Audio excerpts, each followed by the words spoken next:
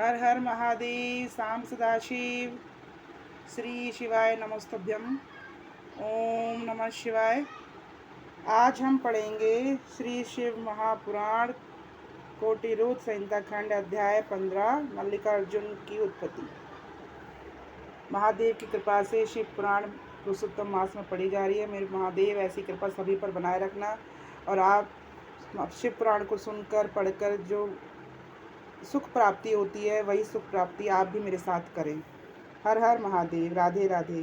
सूत जी बोले, ऋषिगणों, अब मैं आपको मल्लिकार्जुन शिव ज्योतिर्लिंग की उत्पत्ति बतलाता हूँ। श्री पार्वती जी के बड़े पुत्र कार्तिक स्वामी जी जब पृथ्वी पर परिक्रमा करके वापस आए तो मार्ग में कैलाश पर ही श्री नारद जी ने उनको बहका दिया कि कहा कि तुम्हारे पिता भगवान शंकर ने तुम्हारे साथ अच्छा व्यवहार नहीं किया, तुम्हें तो पृथ्वी परिक्रमा के लिए भेज दिया, फिर पीछे से छोटे पुत्र गणेश जी का विवाह कर दिया।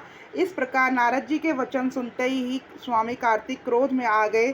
फिर तो माता पार्वती तथा भगवान शंकर के आग्रह साथ करने पर भी साथ रोकने पर भी ना रुके, क्रोंच पर्वत पर चले गए। पुत्र वियोग में श्री पार्वती जी व्याकुल होकर बिलखने लगी। फिर मनुष्य की भांति शंकर भगवान भी दुखित होकर तब श्री शिव तथा पार्वती दोनों ही पुत्र दुख में कातर होकर क्रोंच पर्वत पर पहुँचे। जब कुमार ने सुना कि श्री पार्वती जी के साथ स्वयं सदाशिव मुझे देखने को आ रहे हैं, तब तो वहाँ से भी 100 योजन दूर चले गए। तब कुमार जी का वहाँ से चला जाना सुनकर भगवान शंकर श्री पार्वती जी के साथ ज्योतिर्लिंग रूप होकर वहीं पर विराजमान हो गए। तभी से ज्योतिर्लिंग का नाम मल्लिकार्जुन प्रसिद्ध हुआ। हर हर महादेव। आगे आज हम पढ़ेंगे श्री महाकालेश्वर की उत्पत्ति। सूत जी बोले, ऋषिगण, अब मैं महाकालेश्वर शिव ज्योतिर्लिंग का वर्णन करता हूँ। अवंतिका नामक पुरी में शिव के परम भक्त बुद्धिमान एक ब्राह्मण रहते थे। वे नित्य ही विधि पूर्वक पार्थिव शिव का पूजन किया करते थे। शिव जी की कृपा से उस विद्वान वेद्यज्ञ विप्र को धन धान्य की कमी नहीं थी। सभी प्रकार के सुख भोग कर अंत में उन्होंने शिवलोक गति प्राप्त की।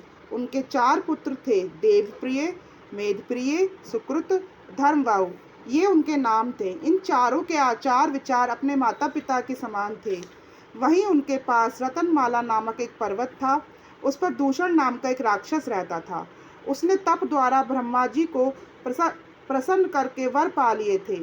तभी से वे धर्म का दोषी बन गया, धर्म का नाश करने लगा। अपने बल से सभी देवता तीनों लोकों को अपने अधीन कर लिया। इस प्रकार वह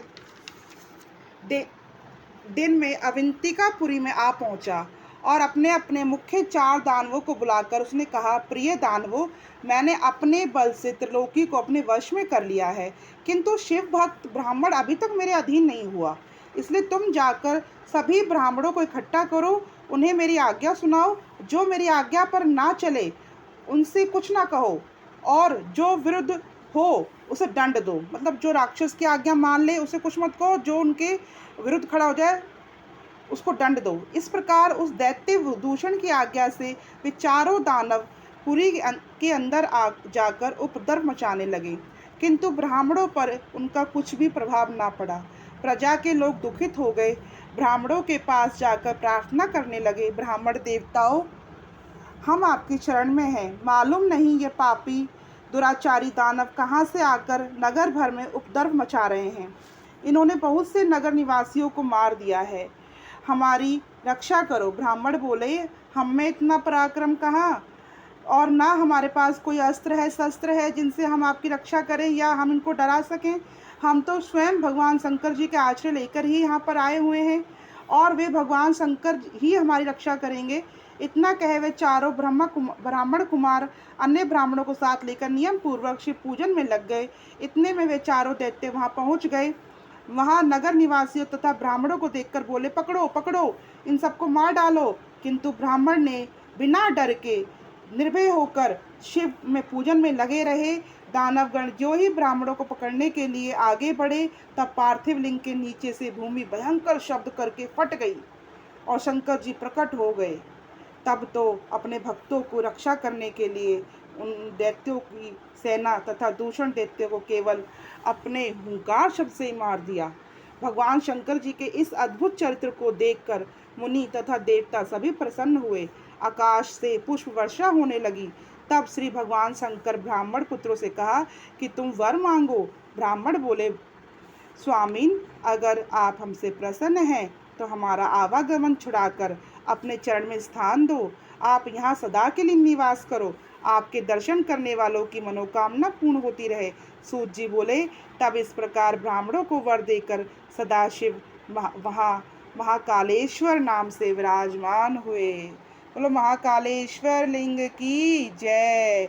हर हर महादेव। मेरे महाकालेश्वर बाबा, आप सबकी मनोकामना पूरी करना। बाबा, आप सबको अपने यहाँ बुलावा देना, मुझे भी बुलाना। मुझे कब बुलाओगे बाबा? हर हर महादेव, हर हर महादेव।